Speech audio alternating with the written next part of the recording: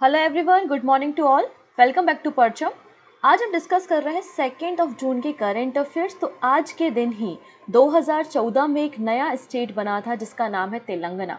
तो Telangana formation day है आज 2 जून 2014 में। इस राज्य का फॉर्मेशन हुआ था आंध्र प्रदेश से अलग होकर। हालांकि डिमांड 1952 से थी, लेकिन फाइनली अप्रूवल मिल पाया 2014 में। और पहले चीफ मिनिस्टर बनते हैं के चंद्रशेखर राव। आइए बाकी सारे करंट अफेयर्स को हम डिस्कस करेंगे। सबसे पहले बात करेंगे कुछ इंपॉर्टेंट पर्सन के बारे में, फिर state news, national news, international news, science, defence and हम बात करेंगे बैंकिंग सेक्टर की इन्फॉर्मेशन में। लास्ट में कुछ शॉर्ट न्यूज़ भी होंगे और हेडलाइंस भी हैं, जिससे आप पूरे के पूरे करंट अफेयर्स को आसानी से रिवाइज भी कर सकते हैं और नोट्स भी बना सकते हैं। वीडियो के एंड में आपको रिवीजन क्वेश्चंस भी मिलते हैं, जिससे आप कल का जो सेशन अगर आपने देखा होगा सीए का, तो उससे रिलेटेड जो भी क्वेश्चन और आज के सेशन के जो क्वेश्चंस हैं वो यहाँ पे फ्रेम किए जाते हैं, जिससे आप रिवीजन भी कर सकें और कल की बातों को भी रिकॉल कर सकें। एंड वीडियो के लास्ट में होगा क्वेश्चन ऑफ द डे, जिसका आंसर आप हमें कमेंट सेक्शन में दे सकते हैं। ओके, इतनी चीज़ें। अब पीडीएफ, तो कल कुछ बच्चों के कमेंट्स मैंने देखे थे। टेलीग्राम आप ज्वाइन कर लीजिए। टेलीग्राम से आप करंट अफेयर्स का PDF free of cost download कर सकते हैं। और टेलीग्राम से अगर पीडीएफ डाउनलोड करने में कोई भी दिक्कत आ रही है तो आप हमारी एप्लीकेशन को डाउनलोड कर लीजिए। प्ले स्टोर पे जाइए, परचम ऐप को डाउनलोड कीजिए। वहाँ पर एक सेक्शन होता है फ्री कंटेंट सेक्शन, वहाँ पर डेली सीए अपलोड किया जाता है पीडीएफ। आप वो पीडीएफ फ्री में वहाँ से भी डाउनलोड कर सकते हैं और अपने नोट्स बना सकते हैं। ठीक है। इसके अलावा to the point history series आप लोगों के लिए लॉन्च की गई है, जहाँ पे पिछले 5 साल के एसएससी सीजीएल और एसएससी एमटीएस में आए हुए क्वेश्चंस को ध्यान में रखते हुए वो सीरीज वन लाइनर के फॉर्मेट में तैयार की है। आप वो सारे वीडियो प्लेलिस्ट में, हिस्ट्री प्लेलिस्ट में जाकर देख सकते हैं। ओके, से स्टार्ट कर लेते हैं आज का सेशन।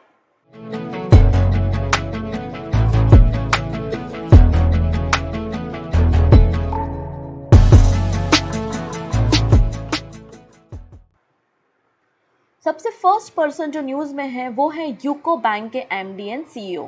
गवर्नमेंट ऑफ इंडिया की जो कमेटी होती है कैबिनेट की, उन्होंने फाइनली अप्रूवल दिया है अश्विनी कुमार को। And Ashwini Kumar managing director and the CEO होंगे यूको बैंक के। ये रिप्लेस करेंगे सोमा शंकर प्रसाद को और इनका टेन्योर 1 जून से शुरू होगा और इनका जो टाइम पीरियड होगा वो 3 साल का होगा। 3 साल के बाद इनके परफॉर्मेंस के अकॉर्डिंग रिव्यू करने के बाद फर्दर इनके टेन्योर को एक्सपांड भी किया जा सकता है, एक्सटेंडेड भी किया जा सकता है। फिलहाल 3 साल के लिए बनाए गए हैं सीईओ और एमडी यूको बैंक के अश्विनी कुमार। क्या काम कर रहे थे इसके पहले ये काम कर रहे थे executive director at Indian bank. ठीक है। यूको बैंक के बारे में अगर बात करें तो यूको बैंक को पहले हम यूनाइटेड कमर्शियल बैंक के नाम से भी जानते थे। एक इंडियन पब्लिक सेक्टर बैंक है ये। 1943 में फॉर्मेशन हुआ था कोलकाता में। चलिए नेक्स्ट पर्सन हम देखते हैं जो न्यूज़ में है, अजय यादव। अजय यादव को मैनेजिंग डायरेक्टर अपॉइंट किया गया है solar energy corporation of India limited, जो कि एक मिनी रत्न कैटेगरी कंपनी है। Ajay Yadav appointed MD of solar energy corporation of India limited. इनको एमडी बनाया गया है। अगर बात करें एसईसीआई के बारे में, मतलब solar energy corporation of India limited एक mini ratna category central public sector enterprises है। 2011 में इसको बनाया गया था। और जो हमारी मिनिस्ट्री है ना, न्यू एंड रिन्यूएबल एनर्जी, उनके अंदर एक काम करता है। जो भी इंटरनेशनल और नेशनल लेवल के प्रोजेक्ट है उनको हैंडल करने का काम ये एजेंसी करती है। अगली पर्सन जो न्यूज़ में है वो है डॉक्टर वेद कुमारी घई, जिनका निधन हो गया है। इन्हें पद्मश्री भी दिया जा चुका है 2014 में सोशल वर्क के कारण। आइए हम पूरी कहानी को समझते हैं। Padmashri doctor Ved Kumari Ghai passed away recently at the age of 91। कहाँ से बिलोंग करती थी? जम्मू एंड कश्मीर से बिलोंग करती थी। She was an Indian Sanskrit scholar. कौन थी ये? संस्कृत स्कॉलर थी फ्रॉम जम्मू सिटी। और जम्मू कश्मीर जो यूनिवर्सिटी है वहाँ संस्कृत डिपार्टमेंट में हेड भी रह चुकी हैं। इन्हें इनके सोशल वर्क के कारण गवर्नमेंट ऑफ इंडिया ने 2014 में पद्मश्री अवार्ड दिया था। इसके अलावा she was also awarded gold medal by Jammu and Kashmir government for social work. तो सोशल वर्क के कारण जम्मू एंड कश्मीर गवर्नमेंट ने भी इन्हें गोल्ड मेडल दिया है। इन्हें डोगरा रत्न अवार्ड से भी सम्मानित किया जा चुका था। तो बहुत इंपॉर्टेंट पर्सन है, संस्कृत स्कॉलर, साथ ही साथ सोशल वर्कर रही हैं। आप इनका नाम याद रखिएगा। चलिए अगले पर्सन जो न्यूज़ में है वो है चमन लाल।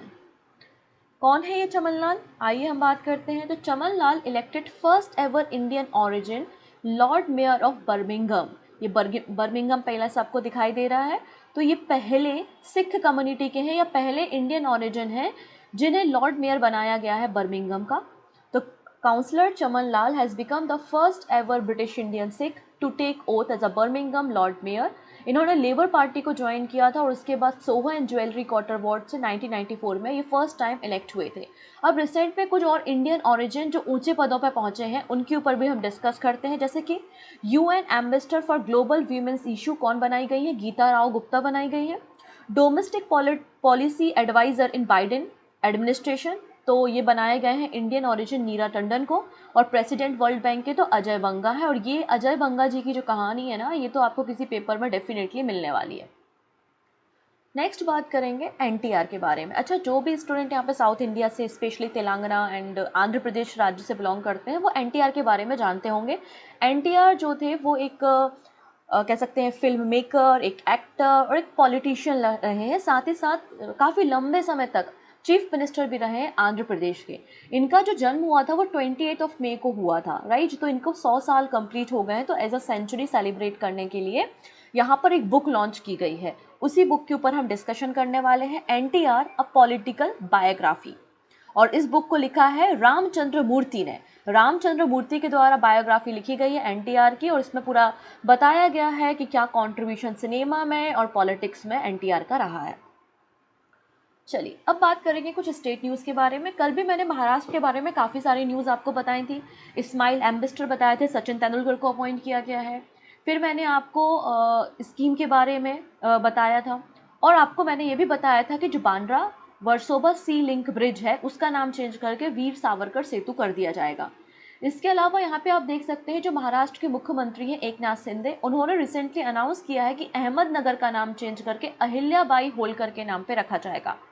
ठीक है, यहाँ पे रिसेंटली हुआ क्या था, एक प्रोग्राम ऑर्गेनाइज किया गया था। अहिल्याबाई होलकर जी की 297th बर्थ एनिवर्सरी सेलिब्रेट की जा रही थी चौंडीगांव में।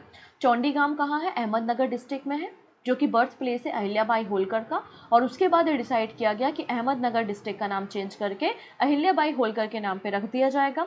अहिल्याबाई होलकर जो है वो होलकर किंगडम से बिलोंग करती थी, इंदौर से, और मल्हार राव होलकर की ये डॉटर इन लॉ थी। ठीक है, AIIMS Nagpur become the first AIIMS to receive NABH accreditation. तो जितने भी एम्स है भारत में उनमें से पहला एम्स बन गया है नागपुर का, जिसको NABH एक्रेडिशन मिला है। अभी एक्रेडिशन क्या होता है उस पर हम चर्चा कर लेते हैं। ठीक है, एम्स मतलब All India Institute of Medical Science होता है। Nagpur has been become the first of all AIIMS to receive National Accreditation Board for Hospital Accreditation. इन्हें NABH का एक्रेडिशन मिला है। बेसिकली हेल्थ क्वालिटी स्टैंडर्ड को ध्यान में रखते हुए किस तरीके से पेशेंट केयर किया जाती है, सेफ्टी क्या है, ऑर्गेनाइजेशन की इफिशिएंसी क्या है, तो कई सारे पैरामीटर्स पे यहाँ पे इन्वेस्टिगेट होता है, रिसर्च और चेकिंग होती है, उसके बाद ये सर्टिफिकेशन दिया जाता है। National Accreditation Board for hospital and health care provider NABH की बात करें, 2005 में इसका फॉर्मेशन 2006 में इसका फॉर्मेशन न्यू दिल्ली में किया गया था, नई दिल्ली में हुआ था। और इसके जो वर्तमान CEO हैं वो हैं अतुल मोहन क्वाचर। नेक्स्ट बात करते हैं एक्सपो सेट के बारे में। ये काफ़ी न्यूज़ में चल रहा है। ये एक्सपो सेट है क्या? क्योंकि ऐसा करने वाला ये वर्ल्ड का सेकेंड कंट्री बन रहा है या सेकेंड ऑर्गेनाइजेशन जो ऐसा कर रही है। एक्सपो सेट का मतलब है X ray polarimeter satellite mission, जो कि एक ज्वाइंट मिशन है इसरो मतलब Indian space research organisation and Raman research institute in Bengaluru. इन लोग मिलके एक्सपो सेट को डिज़ाइन कर रहे हैं, डेवलप कर रहे हैं, क्योंकि आने वाले समय में ये एक ऐसी सैटेलाइट को, एक्सपो सेट पे बेस्ड सैटेलाइट को लॉन्च करना चाहते हैं। XPoSat aims to develop and launch the X-ray polarimetry satellite later this year. अभी एक्सपो सेट का क्या करता है, तो हमारे जो कई सारी सेलेस्टियल बॉडी होती है, जैसे कि ब्लैक होल है या न्यूट्रॉन स्टार है ना, ऐसे कई सारे हमारे ऑब्जेक्ट होते हैं जो एक्स-रेज को इमिट करते हैं और अपने लोकेशन को भी चेंज करते रहते हैं, तो उनकी स्टडी करना काफ़ी डिफिकल्ट है। तो एक्सपो सेट की मदद से उन सारे जो खगोलीय बॉडी है, जो सेलेस्टियल सोर्सेज हैं, उनकी स्टडी करना आसान हो जाएगा। एक्सपो सेट इंडिया का पहला और वर्ल्ड का सेकेंड पोलारमेट्री मिशन है। इसके पहले नासा ने 2021 में ऐसा मिशन लॉन्च किया था और भारत करने वाला ऐसा सेकेंड नंबर का, मतलब इसरो सेकेंड नंबर का ऑर्गेनाइजेशन बनने जा रहा है। ठीक, एक्सपो सेट के बाद एक और बात करते हैं न्यू पार्लियामेंट की बिल्डिंग पे। अब देखो ये बिल्डिंग लॉन्च हुई है, बहुत जल्दी मॉनसून सेशन भी स्टार्ट होगा, तो ये बिल्डिंग तो न्यूज़ में बनी रहेगी, कुछ ना कुछ इसमें नई नई जानकारी हमको पता चलती जाएंगी। तो जो इम्पोर्टेंट लगेगा वो आपके साथ हम डिस्कस कर लेंगे। तो यहाँ पे देखेंगे जो न्यू पार्लियामेंट हाउस है उसमें सेंगोल के अलावा और क्या लॉन्च किया गया है। तो सेंगोल के अलावा यहाँ पे इंस्टॉल किया गया है फौकॉल्ट पेंडुलम। तो फौकॉल्ट पेंडुलम को यहाँ पे लॉन्च किया गया है न्यू पार्लियामेंट हाउस में, जिसको डिज़ाइन या डेवलप करने का काम किया है national council of science museum Kolkata ने। बेसिकली एक फ्रेंच फिजिशिस्ट थे जिनका नाम था लियोन फौकॉल्ट। उन्होंने 19th सेंचुरी में अपनी अपनी ऑब्जर्वेटरी में इस पेंडुलम को टेस्ट किया था, और ये पेंडुलम शो करता है कि अर्थ किस तरीके से स्पिन करती है एंड रोटेट होती है on its axis. Invented by the French physicist Leon Foucault in the mid-19th century, the pendulum provided the first laboratory demonstration in the history to show that the earth spin on its axis। इसलिए इस pendulum का नाम फोकॉल्ट pendulum रखा है, और यहाँ पे इसे पार्लियामेंट की नई बिल्डिंग में इंस्टॉल किया गया है। दिखाने के लिए सिंबल है ये integration of idea of India with that of the universe. इसमें एक बॉब एक स्ट्रिंग के जरिए लटका हुआ होता है, और ये अपनी दिशा को बार बार चेंज करता है, डायरेक्शन को चेंज करता है according to the rotation and spinning of the earth. ठीक है, this happen because while the pendulum swing the earth is spinning beneath, making it look like the pendulum is changing its direction, जिसे हम कॉरोलिस effect के नाम से भी जानते हैं। तो यहाँ पे वो आप फ्रेंच साइंटिस्ट का फोटो देख सकते हैं जिन्होंने 1851 में पहली बार लेबोरेटरी में एक्सपेरिमेंट किया था और दुनिया को शो किया था कि देखो अर्थ अपनी एक्सिस में किस तरीके से रोटेट होती है। ठीक, नेक्स्ट बात कर लेते हैं यहाँ पे एक रिपोर्ट जो है FAO के द्वारा, जो हमारा फूड एंड एग्रीकल्चर ऑर्गेनाइजेशन है, और आपका जो WFP है, आपका वर्ल्ड फूड प्रोग्राम, इन दोनों ने मिलके FAO और WFP इन दोनों ने मिलके एक रिपोर्ट पब्लिश की, और इन्होंने वार्निंग दी है, इन्होंने अलर्ट इशू किया है कि नवंबर मतलब जून से लेकर नवंबर के मंथ तक 2023 में कौन कौन सी ऐसी कंट्री हैं जो हाई अलर्ट पे होंगी, जहां पर भुखमरी आ सकती है और खाने की समस्याएं पैदा हो सकती हैं। तो आप इस मैप में समझ सकते हैं 3 प्रकार की कंट्री हैं। एक हाईएस्ट कंसर्न जो बहुत डार्क ब्लू कलर की दिख रही है ना, वो हाईएस्ट कंसर्न है, जिसमें आपको अफगानिस्तान देखने को मिलेगा। अफगानिस्तान में तालिबान गवर्नमेंट आने के बाद जो क्राइसिस चल रहा है वो सब आपको पता है। मैक्सिमम कंट्री जहाँ पे आप देख सकते हैं कि फूड की क्राइसिस हो, वो आपको अफ्रीकन कॉन्टिनेंट की कंट्री दिखाई देंगी। जो लाइट ब्लू कलर की कंट्री है वो हाई कंसर्न पे है, जैसे कि यहाँ पे पाकिस्तान देख सकते हो, म्यांमार देख सकते हो। पाकिस्तान की हालत भी, इकोनॉमिक क्राइसिस वहाँ पे चल रहा है, और म्यांमार में भी जब से सत्ता पलटी है, जब से आर्मी रूल आया है, तब से ये कंडीशंस वहाँ भी चल रही हैं। एंड हाई कंसर्न पे कुछ कंट्रीज़ हैं जो कि आपको इस तरीके से लाइट ग्रीन कलर से दिखाई दे रही हैं। ठीक, आइए हम पूरी न्यूज़ को यहाँ पे कवर कर लेते हैं। According to the UN hunger hotspot FAO WEP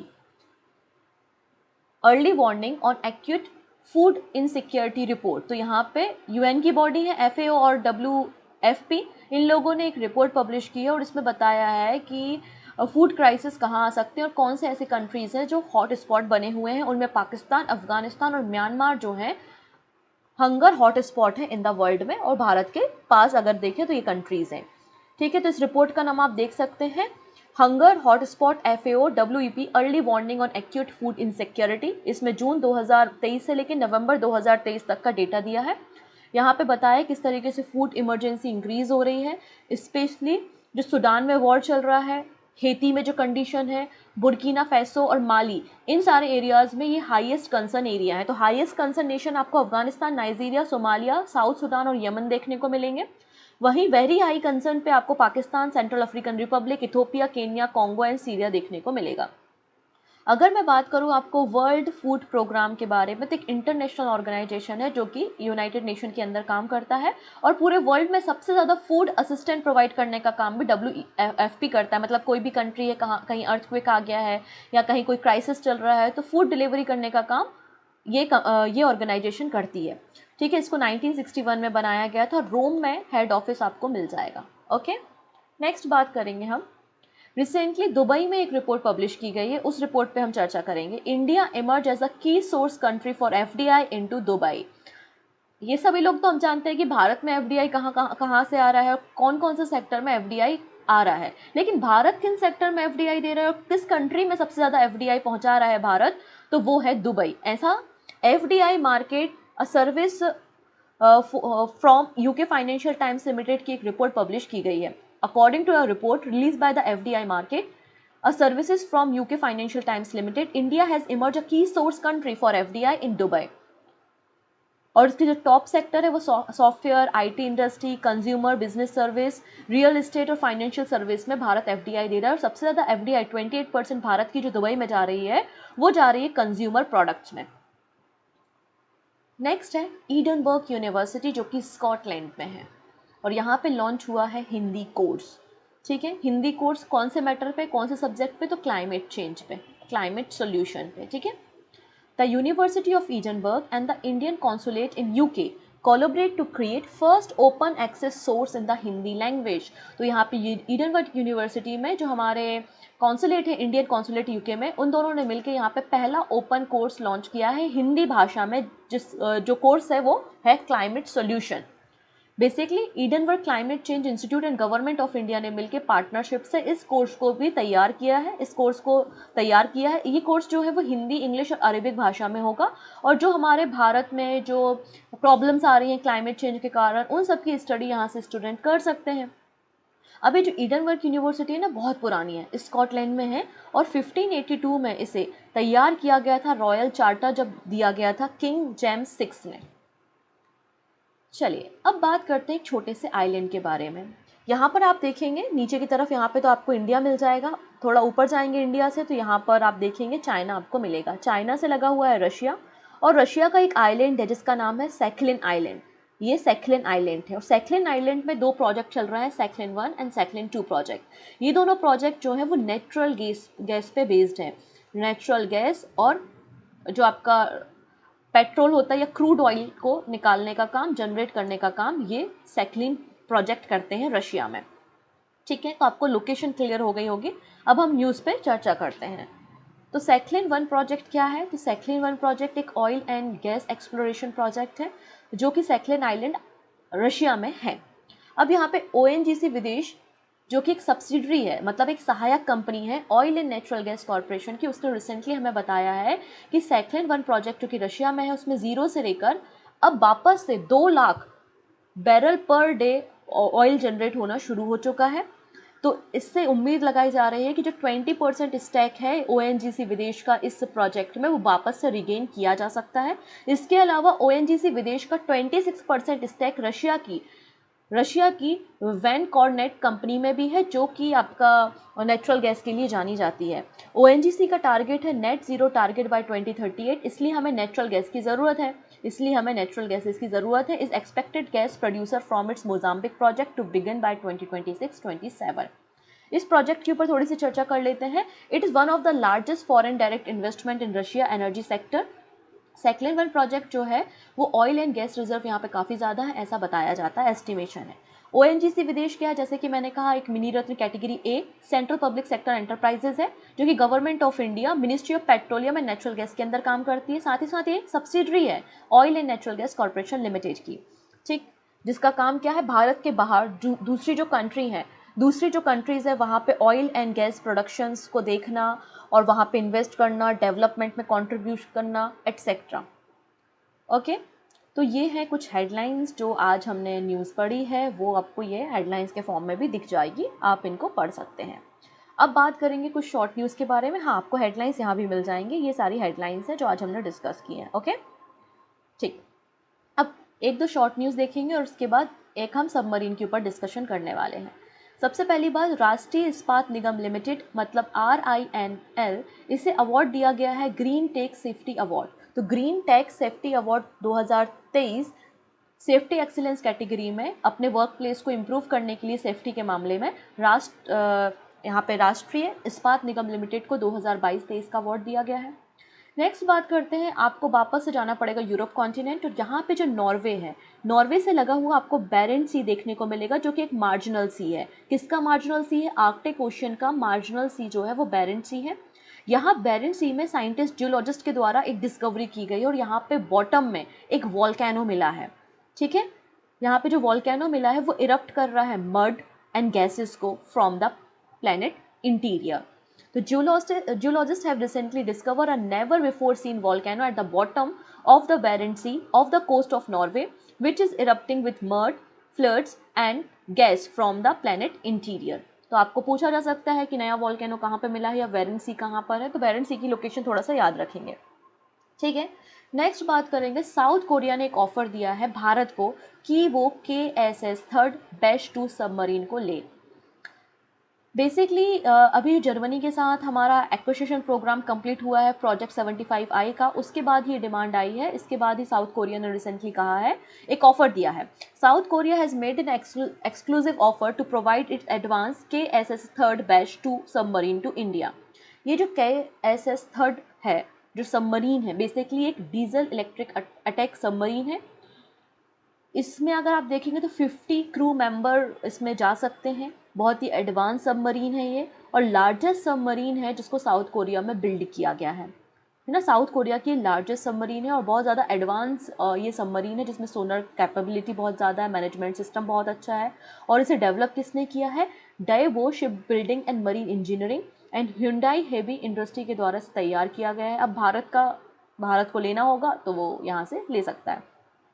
okay, चलिए अब बात करते हैं कुछ MCQ के बारे में। तो फर्स्ट नंबर पे है, नमो शेतकरी महासम्मान योजना किसने लॉन्च की है? तो कल ही मैंने बताया था, महाराष्ट्र गवर्नमेंट की स्कीम है जिसमें 6,000 रुपये हर साल फार्मर्स को दिए जाएंगे। नेक्स्ट है, हो घरा या फिर माई हाउस स्कीम किसने लॉन्च की है? तो ये स्कीम उड़ीसा गवर्नमेंट ने लॉन्च की है, जिसका मकसद है कच्चे घर को पक्के घर में कन्वर्ट करना, जिसके अंतर्गत 3 लाख रुपये तक का लोन ले सकते हैं और ईजी इंस्टॉलमेंट में 10 साल के अंदर चुका सकते हैं। नेक्स्ट है, खीर भवानी मेला कहाँ पे सेलिब्रेट किया गया? तो आंसर हो जाएगा यहाँ पे, किस कम्युनिटी के द्वारा सेलिब्रेट किया गया? तो कश्मीरी पंडित के द्वारा कि खीर भवानी मेला लगाया जाता है, सेलिब्रेट किया जाता है। नेक्स्ट है, artificial intelligence for youth initiative किस स्टेट गवर्नमेंट ने लॉन्च किया? तो ये भी लॉन्च किया है उड़ीसा गवर्नमेंट ने, नवीन पटनायक जी ने। ऑप्शन सी बिल्कुल करेक्ट हो जाएगा। बोला तिनुबू किस देश के नए प्रेसिडेंट बन गए हैं? आंसर हो जाएगा नाइजीरिया। नाइजीरिया के प्रेसिडेंट बन गए हैं और यहाँ पे इस सेरेमनी में राजनाथ सिंह जी भी पार्टिसिपेट किए थे। ऑप्शन ए बिल्कुल करेक्ट है। नेक्स्ट है, वर्ल्ड नो टबैको डे हमने 31 मई को मनाया। इसकी थीम क्या थी? तो थीम थी we need food not tobacco. और रिपोर्ट के बाद तो पता चल ही गया होगा कि हमको खाने की ज़रूरत है। Option D. नेक्स्ट है, रिवार्ड प्रोग्राम किस इंस्टीट्यूट का फाइनेंशियल असिस्टेंट से चल रहा है? तो रिवार्ड प्रोग्राम वर्ल्ड बैंक के असिस्टेंट से चल रहा है। Option A. नेक्स्ट है, अटल भूजल योजना किस मिनिस्ट्री के द्वारा इंप्लीमेंट की गई है? तो आंसर हो जाएगा ये है मिनिस्ट्री ऑफ जल शक्ति, जिसको फर्दर 2 ईयर्स के लिए एक्सटेंड किया गया है। ये स्कीम जो है 2019 में लाई गई थी, 2019 में लाई गई थी, 2025 तक के लिए स्कीम थी। तो 2025 के बाद फर्दर 2 ईयर के लिए इसको एक्सटेंड किया गया है, अटल भूजल योजना। ठीक है, ऑप्शन बी मिनिस्ट्री ऑफ जल शक्ति। नेक्स्ट है, एक्सपोसेट इंडिया फर्स्ट पॉलीमेट्री मिशन, इसको किस इंस्टीट्यूट के द्वारा डेवलप किया जा रहा है? तो आंसर हो जाएगा ISRO. Option C. This is the question of the day. Central Asian Volleyball Association Women Volleyball Challenge Cup जो कि काठमांडू में हुआ था, किसने इस टाइटल को जीता है? भारत, नेपाल, भूटान या फिर पाकिस्तान? जो भी सही आंसर होगा वो कमेंट में दीजिएगा, रिप्लाई भी मैं आपको वहीं पे कर दूंगी। ओके, सो मिलते हैं नेक्स्ट वीडियो में। Take care and bye bye.